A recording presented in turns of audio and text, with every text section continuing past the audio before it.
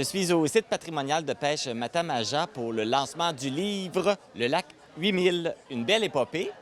Donc, je suis avec les instigateurs du projet, Jocelyne Tanguay et Donald Boudreau. Bonjour à vous deux. Bonjour, ça me fait plaisir. Comment ça a commencé, ce projet de livre-là?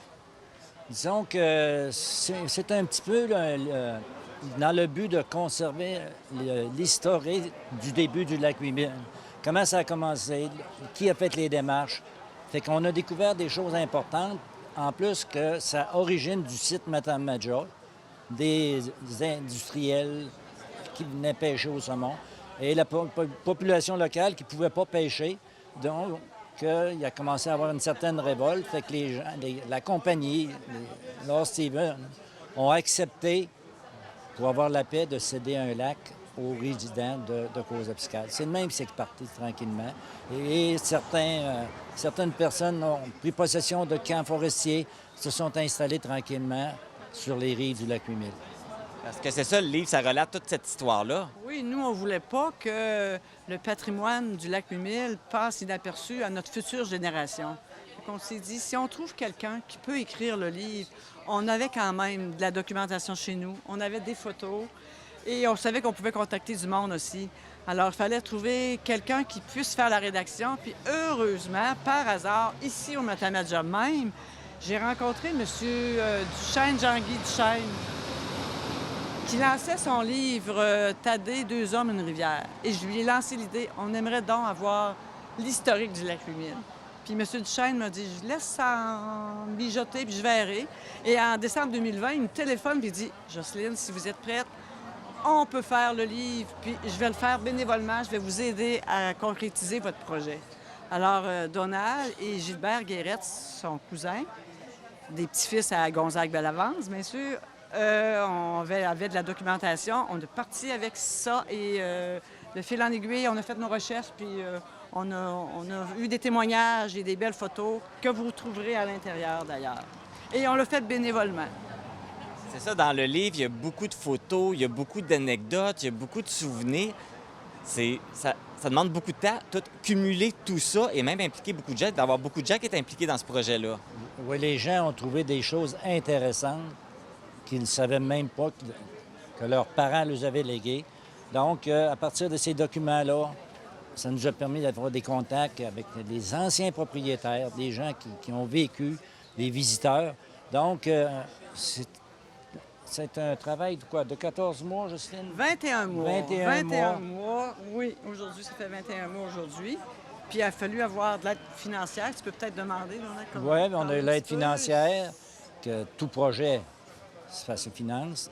Donc, on a eu des réponses très positives d'entreprises, la MRC, le Cédrico, les députés qui se sont impliqués. On a eu une réponse très positive. On n'avait pas besoin d'insister. Ils étaient vendus au projet dès le départ.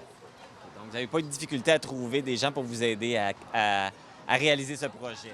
Non, pas de problème. Pas du tout bénévole. Puis les donateurs se sont impliqués beaucoup. D'ailleurs, vous allez voir toute la liste au niveau du livre. Là, vous trouvez toute la liste des bénévoles et des donateurs, qu'on les remercie beaucoup. Oui, parce que là, on pourrait en oublier toutes les nommées là présentement. Ouais, c'est ça. Exact, il y en a trop. Là, vous vivez un beau problème dans le sens que vous lancez le livre, mais les copies que vous avez sont déjà toutes vendues. Là, il arrive quoi?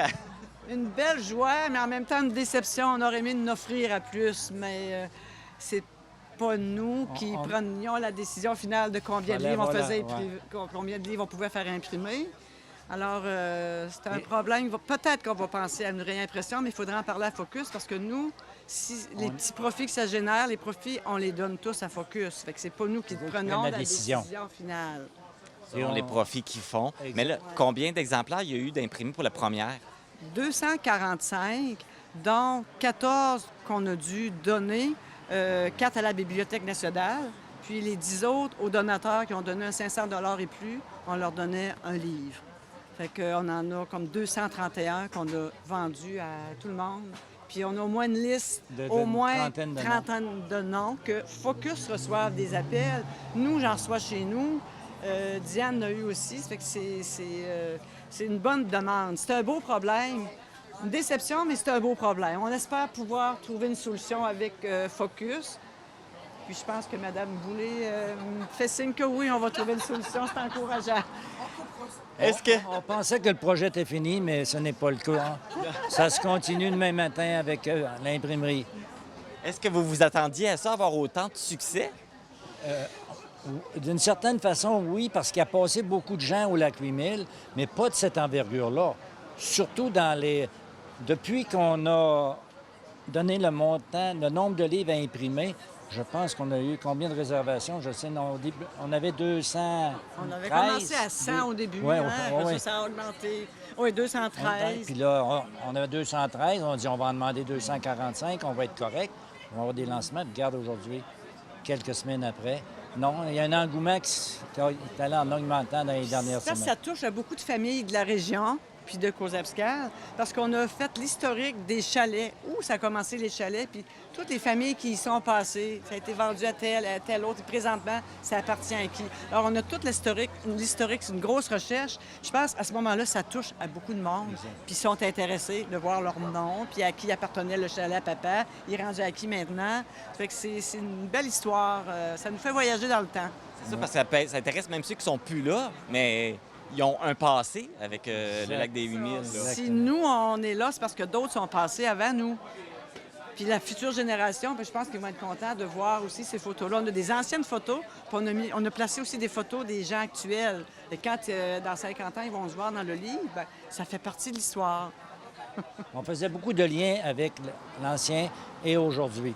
OK. Les loisirs, n'importe quoi. On prenait quoi? Les moyens de transport, on a insisté beaucoup. Les activités, puis les mêmes activités aujourd'hui qu'il y avait dans ce temps-là. Fait que c'est ça, c'était constamment, on pensait hier versus aujourd'hui. Ça fait que ça demandait plus de travail. J'essaie de travailler beaucoup là-dessus. C'est presque 100 ans d'histoire parce que la charte que M. Duchesne a retracée, la preuve de la charte au niveau du gouvernement, ça lui a pris 2 à 3 mois à retrouver ça. À date de 1927. Puis le grand-père a... L'arrière-grand-père, moi, une de vos employés, on a retrouvé les documents officiels des règlements de 1927 signés, les originaux signés par son arrière-grand-père, M. Pitt d'Anjou.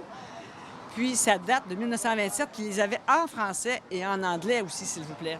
Les deux, et on les a placés dans le livre.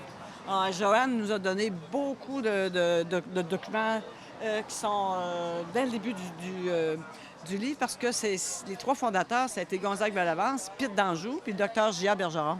Ça a été les 3 premiers fondateurs. Les Américains, quand ils ont cédé le lac 8000 à la population locale, une des conditions, c'est que les Américains qui voulaient aller à la pêche à ce lac-là aient possibilité.